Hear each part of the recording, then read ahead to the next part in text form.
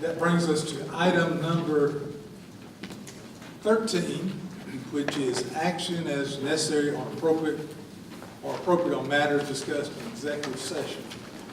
And our first item was item number 3A, selected employment item. Do I have a motion?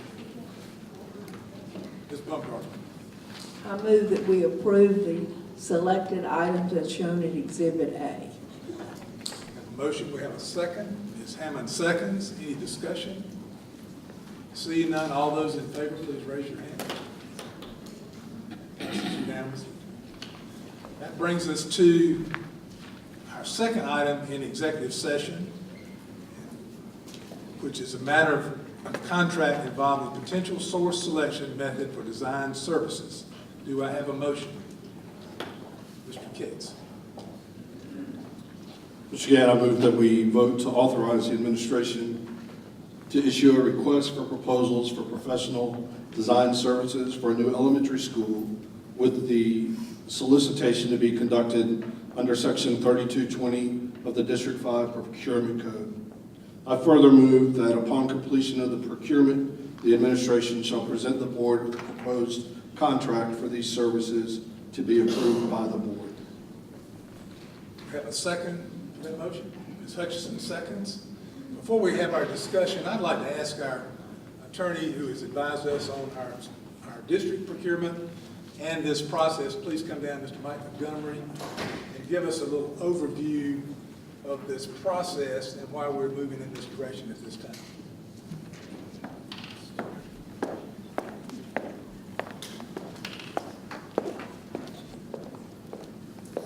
Thank you, Mr. Chairman, and members of the board.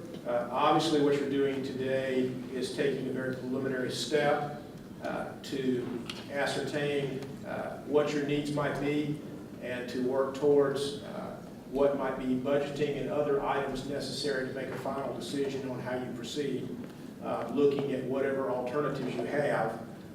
As I would tell you, I think that this is a situation that your vote here is one that is not required, but I think it's important for the community to understand the process that you're going through to try to analyze and determine the best way to move forward. In doing this, what you're doing is following your policy to bring together a solicitation to seek proposals for these design services.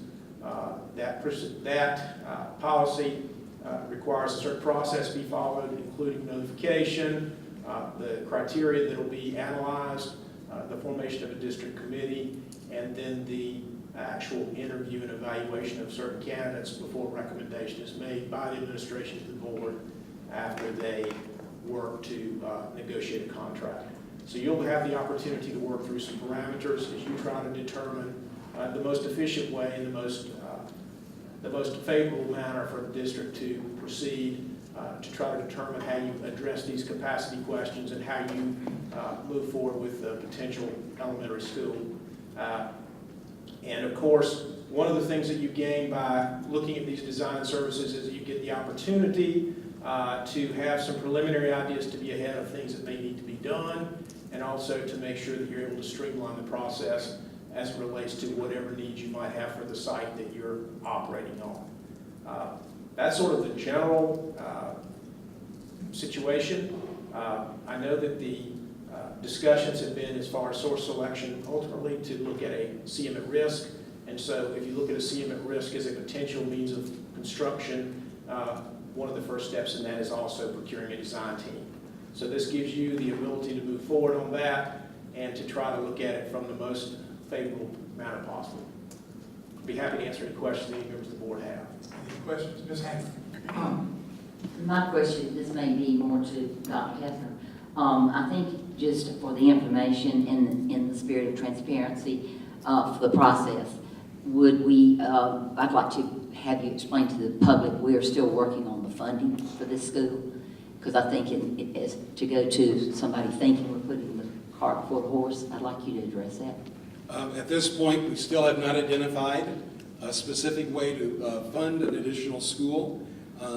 We're working on that and hope to have a plan to bring for your consideration soon. However, I think what's relevant in this particular case is we would certainly, I think, it would be most prudent for us, and again, we're not committing any funds tonight, we're just putting out a solicitation for a procurement of design services.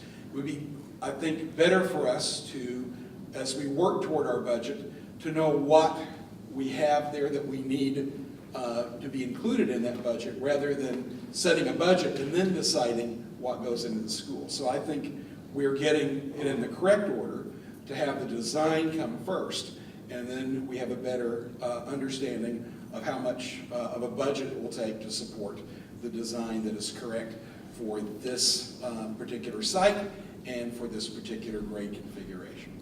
And Mr. Kemp, I have a follow-up to that. So I think you just made that clear, and you did too. This vote tonight is that there's no cost to this. Other than the internal administrative cost of preparing the solicitation, yes. Right. There's no commitment of funds with regard to construction or design. Right, and then I know you referred to the process, but again, I think for the public's sake, would you explain our policy in procurement when we, in steps as we move toward this new school? Yes, ma'am, I'd be happy to. You have, the district procurement code mirrors in large part the South Carolina Consolidated Procurement Code. So the first thing that you do is you look at the means of source selection, which there are several available. You have for any kind of construction project, you probably have 3 approved methods that you can look at. One is called design bid build, one is called construction manager risk, one is called design build. Each of those has various attributes. Through recent experience, I think the board has felt most comfortable and felt like the district received best value from either a design build or construction manager risk. The advantage in this instance from a construction manager risk standpoint is that the district, rather than the contractor, selects the design professional. And there's been some discussion that because of needed flexibility and other ideas that the board wanted to have the input in selecting a design professional. So a source selection method is made, then the policy specifies how that design professional is selected by virtue of a number of steps that are required in the policy that go out in the solicitation, including the timeframes that are in that solicitation, as well as requirements of interviews and the constitution of a committee to review the proposals. So it is a committee? Yes, ma'am. Any other questions anyone has? Mr. Hall? Yes, Mr. Montgomery, just make sure I heard what you said, and that was, I believe you said this is not something that we had to, that's required. The process that we're requesting or going to vote on is not something that is required of us. Well, Mr. Hogwiller, I think that the code does not, in my opinion, require the board to vote on what you're doing tonight as far as the issuance of a solicitation. But I think that from a standpoint of wanting to make sure the community is fully informed and that you're transparent, that it's a good idea. It's not required, but it's something that by doing that, I think you send a message that what we're doing is completely out in the open, and there's no question as to the direction we're headed and how we're trying to do the best from the district standpoint to serve the community in the most efficient, effective, and economical manner possible. Any other question, comment? Thank you, Mr. Montgomery. Seeing none, all those in favor of the motion that's been seconded, please raise your hand. That passes unanimously. Thank you, Mr. Montgomery, again.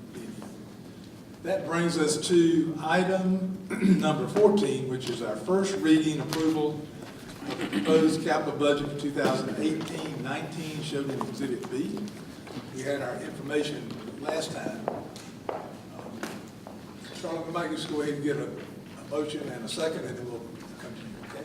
Sounds good. So I'd entertain a motion at this time to approve the first reading approval of the capital budget 18-19. Do I have a motion? Mr. Hawthorne. Again, I make a motion that we approve the first reading of the proposed capital budget for 2018-2019 located in Exhibit B. Do we have a second? Ms. Bumgarner seconds. And with that, Carla, when you come back, where'd you go? Over there. I know you want to elaborate on some of that. We may have some questions, but we had a very thorough going through it last time. So, Thank you, part Mr. of that Chairman. you want to lift out based on our last conversation? I'm sorry? Any part of the discussion you want to lift out or address from our last conversation? No, sir. We covered a number of things in the discussion portion of the meeting, last meeting. Here we're merely going to discuss the first reading approval of the capital budget for this year. For the benefit of the folks who are here tonight and may have not been at the last meeting, I would like to say something briefly about the nature of the 5-year capital plan and the capital budget. And I'm also aware that this is not moving. Do I need to turn this thing on, Katrina? Excuse me.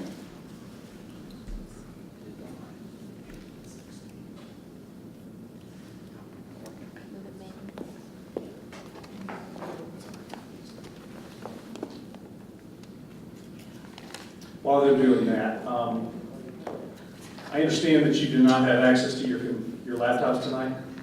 So I do understand that you have copies of the slides, correct?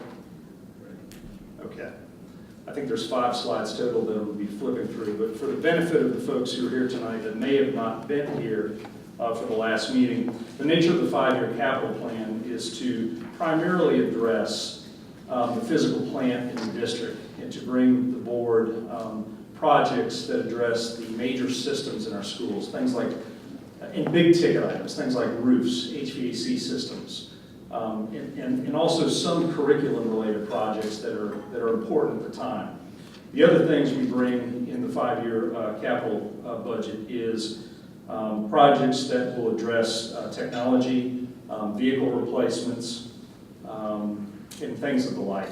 Now, what we're asking you to do this evening is to approve our plan. Well, the only thing we're going to be asking you to approve monetarily is this coming fiscal year's budget.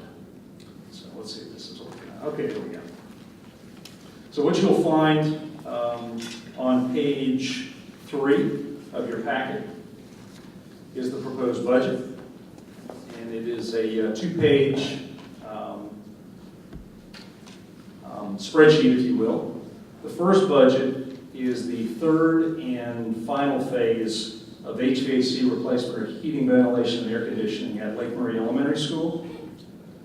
The second project you'll see there is the second phase of roof replacement at Chapin Intermediate School. We began the first phase last summer, of course. At Dutch Fork High School, you'll see the first phase of roofing replacement. And we think that's going to be a 3-phase project. Could go into 4 at Dutch Fork High School.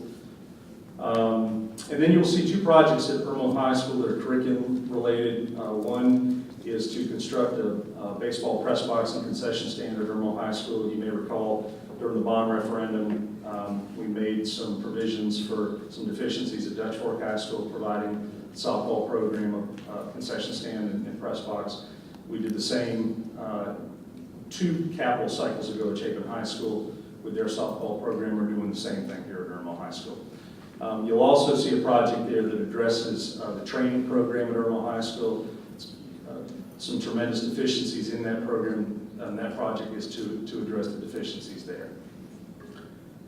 And then if you go to the second page of the budget, you'll see some of those other items I talked about, like activity bus replacement, some maintenance vehicle replacement, as well as a line item for school identified needs. And I think you all have access now to the school identified needs products that we receive from our schools, and we use some of that input to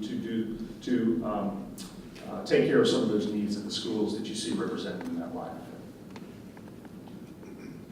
And at that, I'll answer any questions you have. Ms. Hutchison? I guess I have some questions, and I know, Mr. Carlin, I'm certainly not putting you on the spot, but Mr. Gann, I'm wondering, we heard several concerns and questions from the Chapin High School representatives talking about safety issues and other issues. I'm wondering if we might want to get a report evaluation or some sort of report to answer some of those questions, so we'll get a better understanding of what these issues are. That this would be appropriate to bring it back at another meeting when that information can be gathered. Without an impact on this capital budget. Right, I'm sorry. And I tell you, as that report, we're getting those different inputs, Carl, I know you're taking mental notes and other notes, but, and I don't want to Yes, put sir. you on the spot either, but I think it'd be very appropriate to find out what the real issues are and what we're looking at with those different concerns that were brought out. That's it. Right, yeah, I don't want to hold this up, but I do think that those are things that we need to be apprised of.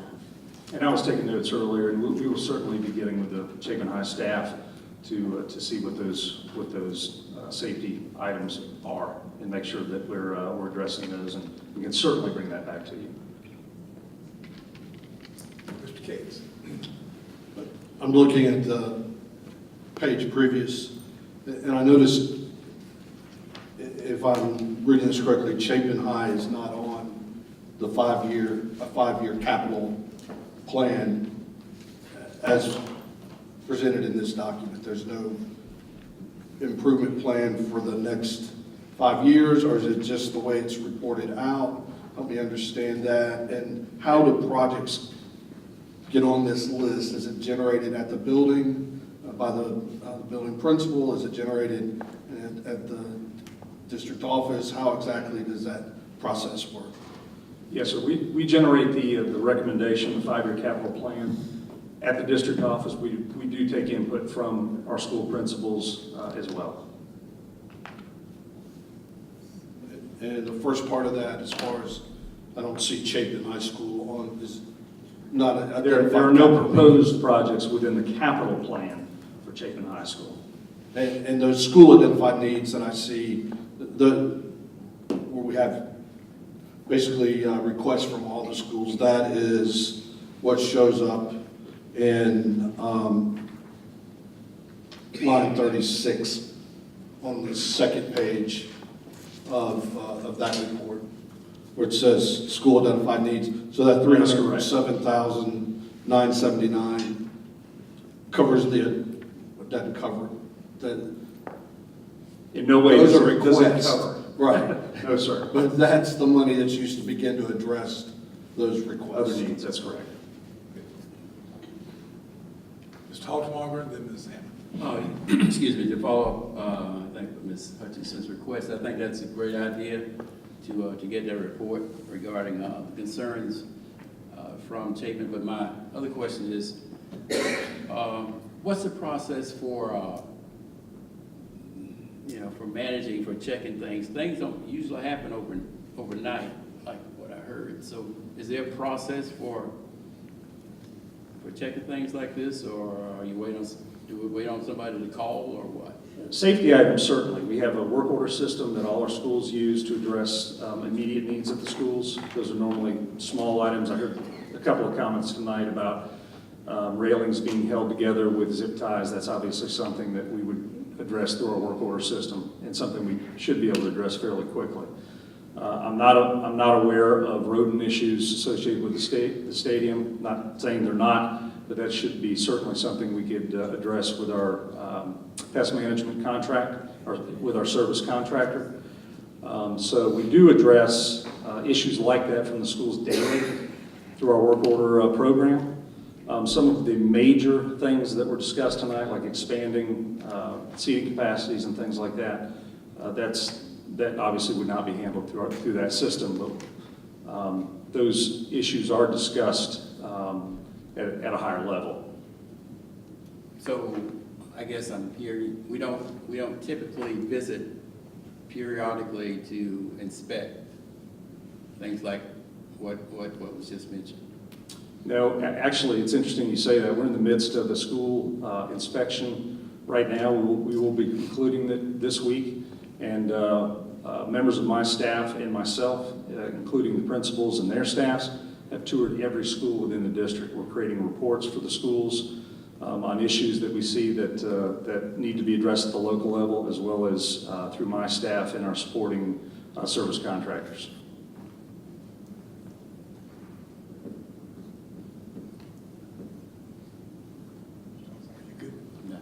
Ms. Hammond?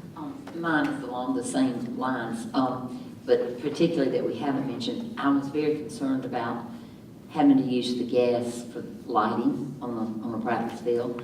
And I guess what I'm kind of shocked at, I think that's what everybody's saying, I am trying to figure out, if I've known the different years I've been on this board, it is, these things that need fixing are usually brought to us by the principal or a committee, maybe SIC, when people, so I would really want to know about our process. And I know you've just heard that 3 times, but that's just so important to me. And I thought of all the safety things, I was just really concerned about how they have to do the lighting for the practice field. So to me, I don't know whether we can have to wait around for another meeting or, you know, like Ms. Hutchinson said, you don't want to stop this.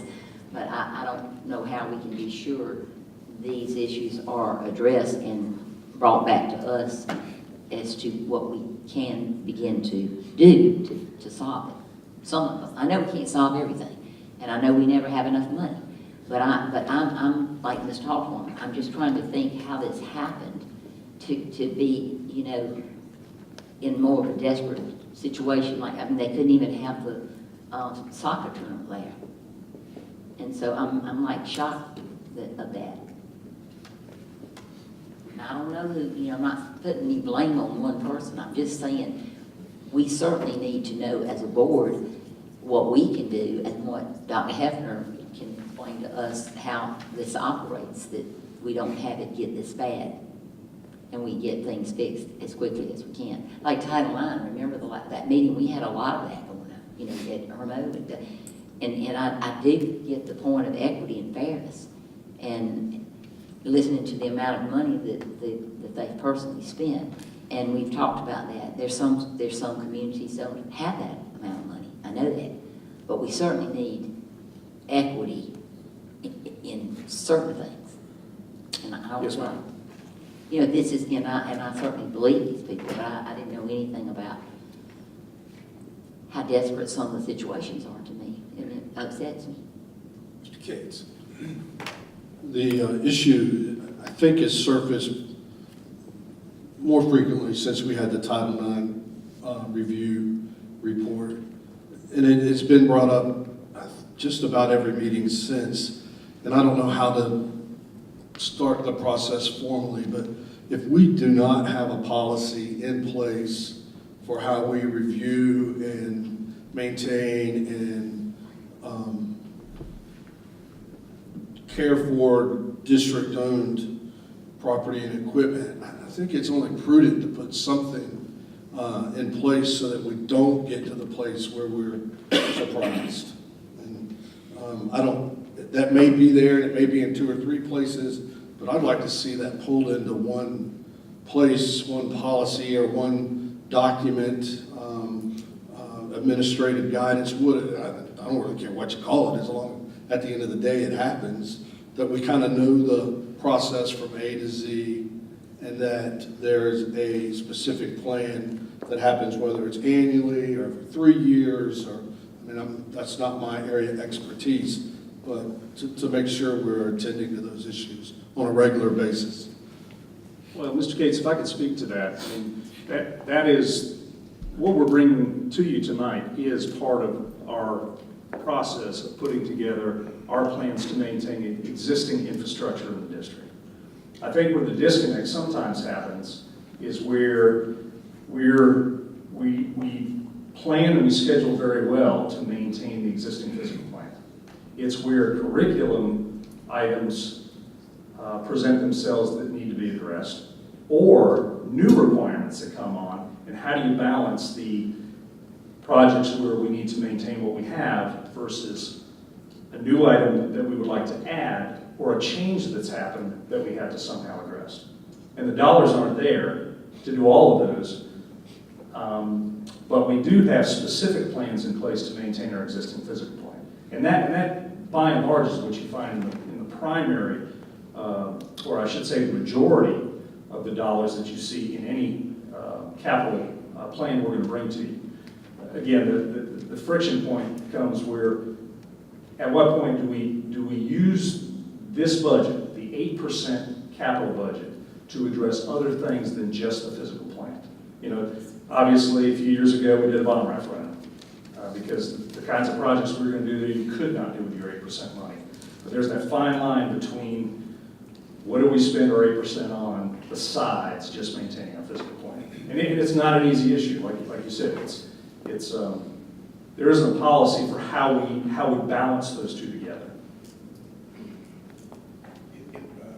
If I may, just one thing for clarification. You just mentioned it, but I want to reiterate it. We have a team of people that have been visiting every square inch of our physical plant. Is that correct? Yes. A team of 5 people who've been doing that now for several weeks, going into every room, every closet, every square inch. Is that correct? That's correct. And you said that you're slated to have made the last of those visits in another week or so? We hope to be finished by the end of this week. So we have had that in progress now for several weeks, looking at every single square inch of our physical plant. So I did want to go on the record as indicating that we certainly have tremendous, huge needs. And when you see the results of all that they found, it's going to be exceedingly overwhelming, because tonight we just discussed high schools. But when you add in all of our facilities, it will indeed be staggering. Yes, sir. Ms. Hammond? Can we ever use, and I understand the capital budget for improvements, can you ever use fund balance just to alleviate some problem that maybe is physical?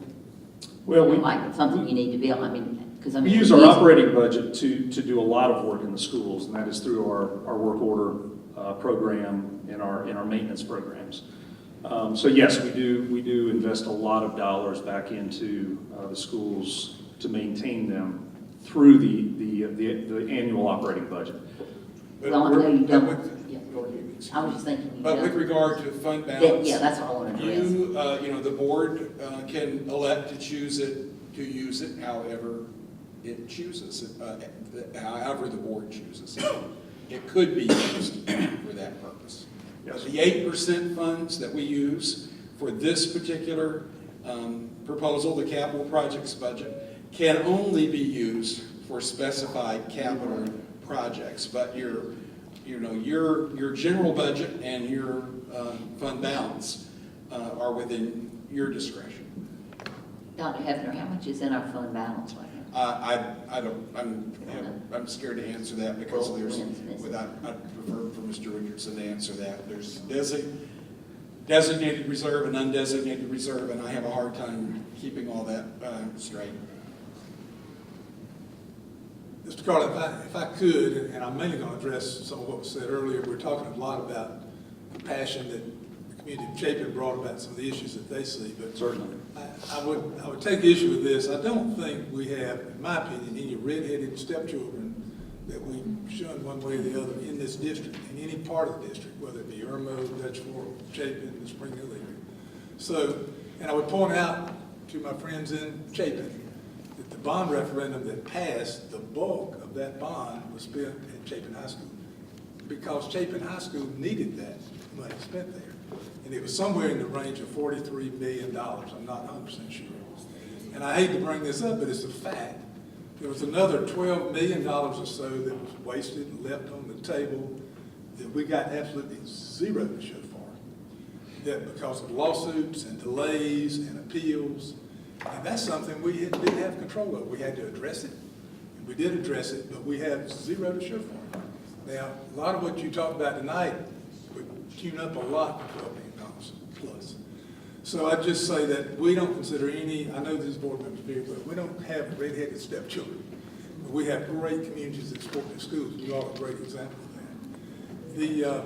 And I wish Mr. Richardson was here to talk about fund balance, but we also know this, just like getting a paycheck. You get paid a certain day of the month. There may be a little inflation in your checking account that day, but there's payroll to come out, if it's your paycheck, it's your house payment, it's your mortgage, insurance, whatever you've got to pay, food, those things go along. And I know for a fact, Mr. Richard can quote this, we have about a 3 months carrying amount of reserve fund. It's not a pot of money sitting out there with no tag on it. So it's committed in a lot of ways. But I think that's one thing, we're going to be looking through this procurement process at ways to fund a new elementary school that we've already purchased the property for. There are ways to do some of these improvements that have been requested and other needs that I think you're going to help us identify, which are going to be massive. I get the feeling it's going to be a massive need. But that may take some fortitude by this board. There are ways to do that. And I'll look forward to Mr. Richardson giving us some help with that because we do have needs. And Yes, sir. and yes, I did sit in that press box, and yes, I couldn't see the field at certain times, so it's amazing. I don't know how, you have a great announcer up there, how he does that. He's winging it. As Mr. Hawthorne would say, he's doing some fake numbers out there. But it's amazing. But anyway, I did want to say that. There are no red-headed stepchildren. I think we're all in the same family. We're going to do the right thing in our schools and our communities. So, any other comments related to Ms. Hutchinson? Well, just very briefly, I think that Title IX was brought up, and I don't know the specifics of something that is mentioned about some sort of Title IX issues that need to be addressed, but I know the school district will address whatever Title IX discrepancies or differences that we have. So I don't know what the reference was, but I have full confidence that we will take care of that. Is that? Absolutely. And Dr. Jakes may wish to comment on this. She's our Title IX coordinator. But I would point out from the report that we received a few meetings ago, there was a difference made between what's a Title IX necessity and what's a wish or a want, or it may be a need, but it's not a Title IX violation. And I believe we've undertaken plans to address all of the things that are in the category of things we have to correct. My memory is probably not as good as Dr. Jakes, but as I recall, the issue at Chapin High dealt with seating on the softball field, which there would be lesser expensive ways to address that as well as more expensive ways to address that. I do know that it was stated that there was certainly a need for, but I don't know that it was cited as a Title IX violation for additional lighting of the fields. We know that and certainly want to light the fields permanently. You have any clarification you wish to give there? Dr. Hefner is correct. We do have athletics needs and facility needs, and as part of our self-study, we did look at some of those issues. We specifically focused through the lens of Title IX, and he is correct about what has been identified there, and we are absolutely committed to meeting all of those needs, working hand in hand with finance collaboratively to do that, and so we are absolutely committed to that report. Some of those are financial, some of those deal with facilities, others are more in practice, such as developing the committee at each school that looks at Title IX issues on a regular basis. So I would absolutely echo what Dr. Hefner shared. Thank you for the clarification. Any other discussion? Mr. Carlin, thank you. We've had a motion and a second. All those in favor of the first reading of the capital budget for 18-19, please raise your hand. That passes unanimously. And that brings us to item number 15. Thank you, Mr. Carlin. Yes, sir. For the approval of the memorandum of understanding with the District 5 Foundation shown in Exhibit C. Ms. Goggins, did you have a comment you wanted to make there? Just briefly, as noted in our spotlights, the District 5 Foundation does so much to support our wonderful students and staff. The purpose of the memorandum of agreement is the continuation of the mutual work to enhance and promote the district, while also ensuring that we have a firewall between the two parties.